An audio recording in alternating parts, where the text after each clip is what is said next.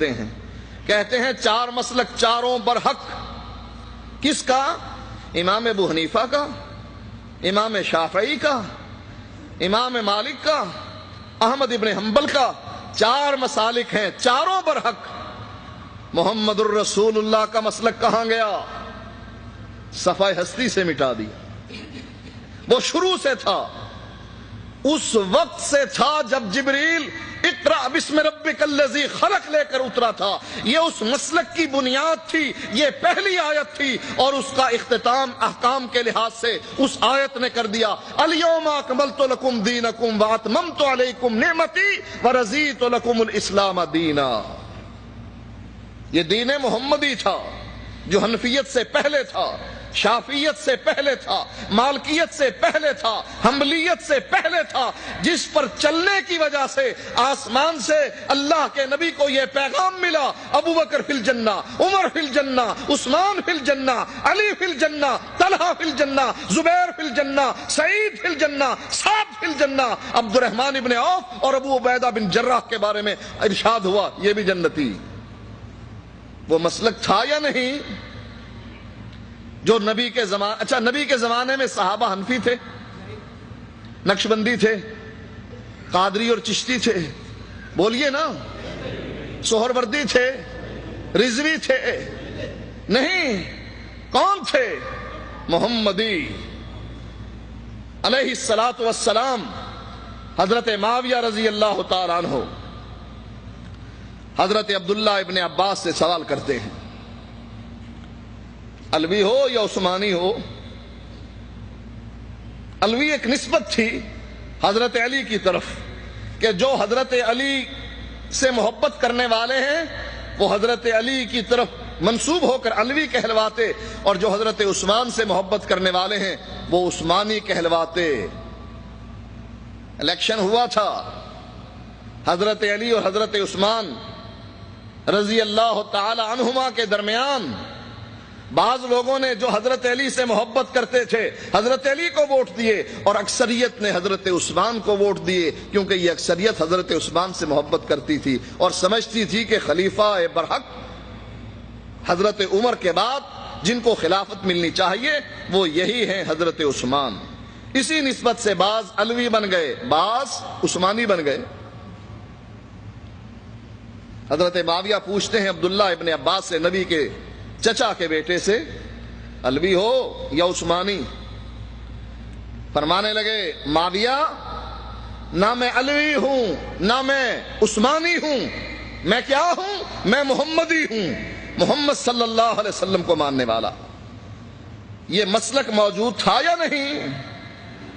بولیے، یہ مسلک موجود تھا یا نہیں؟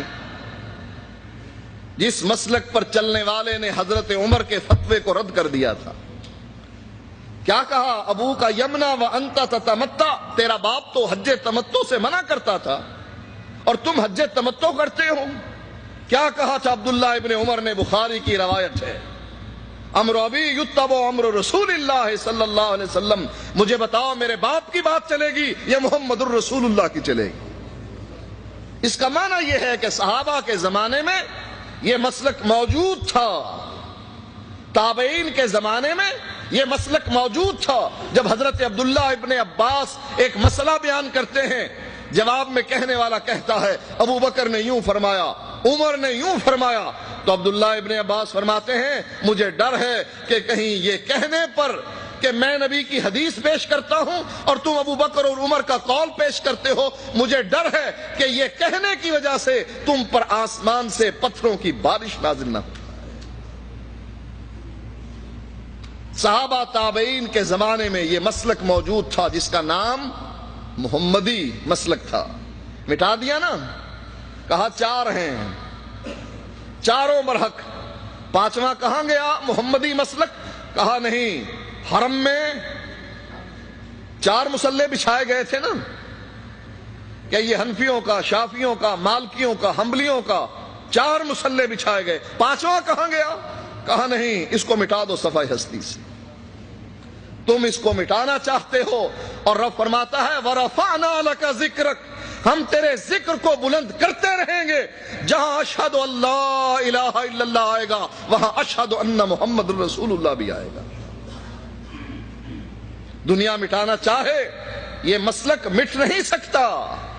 اللہ کے نبی فرماتے ہیں لا تزال طائفۃ من امتی، میری امت میں سے ایک گروہ ہمیشہ حق پر رہے گا. نبی کے زمانے میں بھی، صحابہ اور تابعین کے زمانے میں بھی، تبع تابعین کے زمانے میں بھی، ائمہ دین مفسرین محدثین کے زمانے میں بھی ایک گروہ ہمیشہ حق پر رہے گا. یہ حدیث ہے جس پر محدثین فرماتے ہیں، امام بخاری فرماتے ہیں، یزید ابن ہارون فرماتے ہیں، علی ابن مدینی فرماتے ہیں، دیگر محدثین جس کے اقوال کو خطیب بغدادی نے فضائل اہل حدیث کے نام پر جمع کیا ہے. کیا فرماتے ہیں کہ اس سے مراد، بلکہ احمد ابن حنبل نے فرمایا اگر اس سے مراد اہل حدیث نہیں تو مجھے کوئی علم نہیں کہ اس سے کون مراد ہے. یہ مسلک اس وقت بھی موجود تھا جب قرآن اترا، اور اس وقت بھی موجود رہے گا جب عیسیٰ علیہ السلام اتریں گے، جب قیامت آئے گی اس وقت بھی یہ مسلک اسی طرح زندہ رہے گا. اور آپ جیسے اس مسلک کو زندہ کر رہے ہیں اس زمانے میں بھی لوگ اس مسلک کو زندہ کرتے رہے. ہمارے مسلک کی سچائی قرآن کے پاروں میں بکھری پڑی ہے. کیا فرماتا ہے اللہ تعالی؟ وما ارسلنا من رسول الا لیطاع باذن اللہ، میں انبیاء کی جماعت کو بھیجتا ہی اسی لیے ہوں کہ اس کی اتباع کی جائے. یہی آیت امام ابو حنیفہ رحمۃ اللہ علیہ کے بارے میں بھی آئی ہے نا کہ ہم نے 4 امام بنائے ہیں اور چاروں کے بارے میں ہم گارنٹی دیتے ہیں کہ جو جو ان کی اتباع کرے گا وہ جنت میں جائے گا. جس نے ہمارے امام کی، ہمارے مسلک کی اتباع کی، اس کے بارے میں آپ نے سن لیا کہ وہ جنتی ہیں. کن کے بارے میں فرمایا؟ رضی اللہ عنہم ورضوا عنہ. یہ کس کے بارے میں فرمایا؟ صحابہ کے بارے میں جنہوں نے اللہ کے نبی کی اتباع کی. نبی کی زبان سے یہ بات سنی من اطاعنی دخل الجنہ، جو میرے پیچھے چلا وہ جنت میں پہنچا. ومن عصانی فقد ابا، اور جس نے میری نافرمانی کی، میرے راستے کو چھوڑ دیا، وہ جہنم میں پہنچا. کوئی شک ہے اس کے بارے میں کہ صحابہ جنتی نہیں؟ کیا خیال ہے آپ کا؟ صحابہ جنتی ہیں کہ نہیں؟ کس وجہ سے؟ اس حدیث کی مصداق بن کر کہ اللہ کے نبی فرماتے ہیں من اطاعنی، کالے رنگ کا آئے وہ بھی میری اتباع کرے، گورے رنگ کا آئے، بلال حبشی آئے تب بھی، صہیب رومی آئے تب بھی، کوئی قریشی آئے تب بھی، کوئی یہودی عیسائی آئے تب بھی، اللہ کے نبی فرماتے ہیں من اطاعنی دخل الجنہ.